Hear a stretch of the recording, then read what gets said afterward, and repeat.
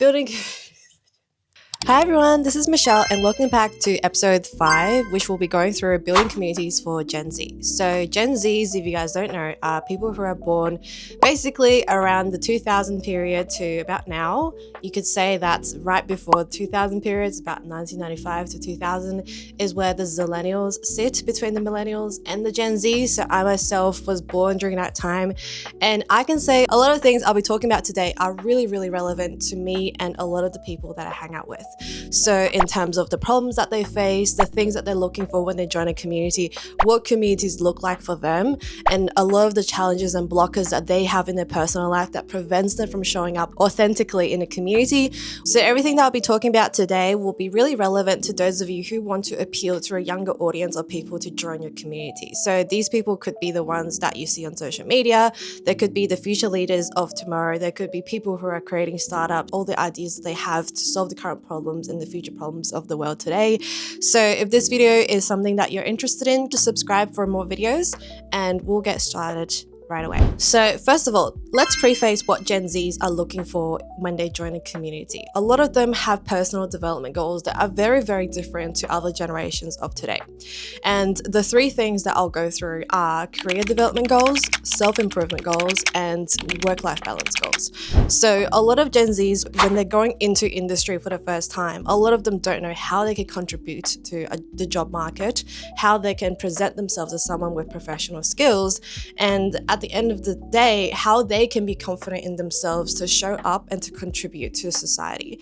So those career development goals are very specific to each industry that they want to find themselves in, but also to do with the passions of the individual. So if they have a passion around creating their own side income or creating their own brands, creating their own impact in their own way, that's something that you as an organization or a community need to be aware of so that you can give them the skills, the network, all of the advantages that they need in order to have a step up against their peers in career development. The next thing is self-improvement. So a lot of Gen Zs, they feel very kind of lost in a generation where everything's online. Motivation can spike depending on whatever they see on social media because things can get really positive and then really negative real quickly. So self-improvement is something that a lot of Gen Zers will look into, but they honestly will be quite scared of because it's very hard to stay motivated. It's very hard to also be certain of the future and to see yourself progressing steadily towards a future that is very uncertain in this society nowadays. So that's something that I will briefly talk about, but it will be something that you have to keep at the back of your mind in that it's very hard to motivate an individual. It's even harder to motivate a Gen Z. The last but not least is maintaining a work-life balance. So taking career development and taking self-improvement, how do you maintain a balance between the two when you're creating community that helps evolve around their life so that on the days that they don't feel like working or they don't feel like putting their career first, they have something else that they can do as a hobby or something else that they can connect with their members through, which could be something that's just a lot more fun. You know, how can you involve a lot of the skills that they do need so that they can see themselves progressing towards your community or your program. And the challenges basically for Gen Zers, as I did briefly touch on before, are a lot of the society problems that we see today in the online world. Most Gen Zers grow up with social media. They know what it's like to be on the internet. They're very familiar with it. So they're very across all of the topics and all of the things that are happening, not just in their local area, but across the world. They have basically microscopic lens across all of the biggest problems of the world. All of the things that they'll see on social media is literally in front of them, and they have so much access to them that sometimes it can feel like they're living in a very dystopian world.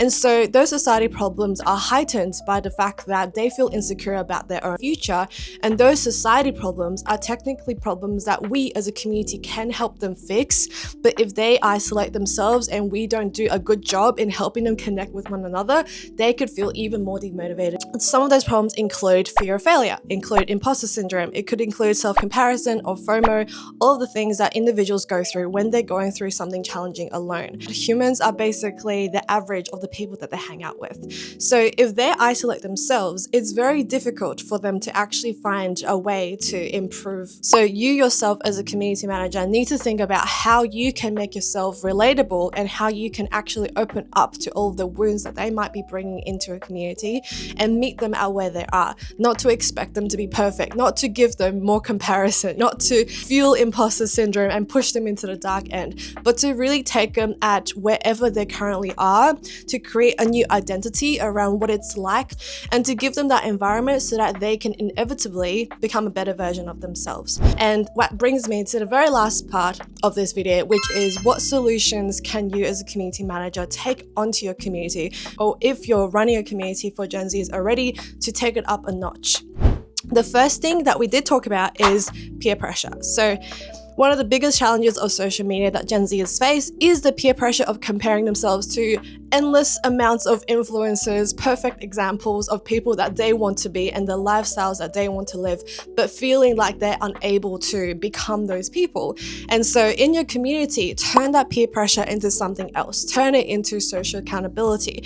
Instead of us getting them to share their progress across 100 people in different channels, ask them to share it within a smaller group of people. Help them see that they can stack small wins with a smaller group of people who are just simply there to witness their ups and their lows and to cheer them when they're down and to celebrate it when they win. So make it easy for them to show up. Think social accountability and not peer pressure. The second thing is, how do you turn stress into motivation? I will be talking about this in another video, but basically the stress curve is going to be your best friend. When you find that people are off the stress curve in terms of being too lazy or being too overwhelmed, you'll find that people don't show up. You'll find that people feel like they can't because it's not something that they're able to do in that state of mind.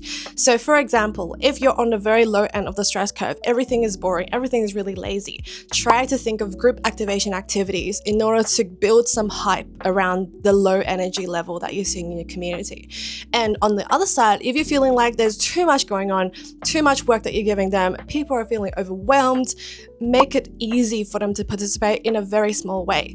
Think of quick to-do lists, quick wins, things that they can contribute to that will instantly make them feel better and to balance them into the middle of that stress curve.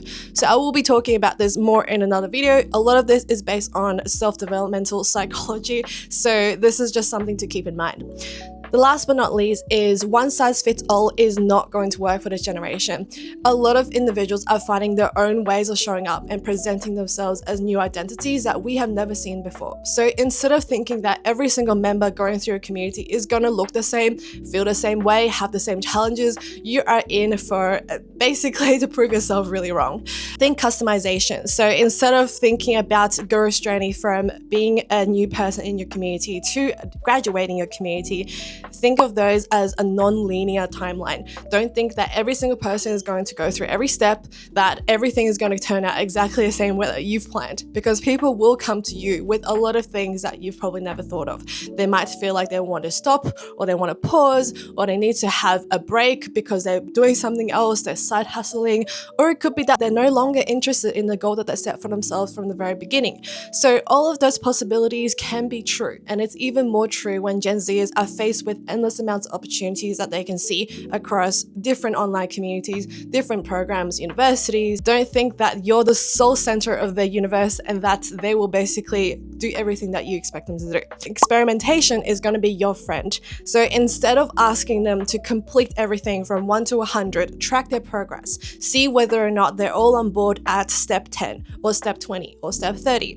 Make sure that you test and you trial with your community members and you're where they are and where they want to be. So if they do want to do a little detour, you're there for them. You know, you're still sticking through them. And if they do want to take a bit longer to go through a harder section, you're there with them too. So don't think of this as a very rigid community management timeline. Think of it as a very fluid, learn as you grow, experiment with them sort of community management style. And that's basically all the tips that I have today.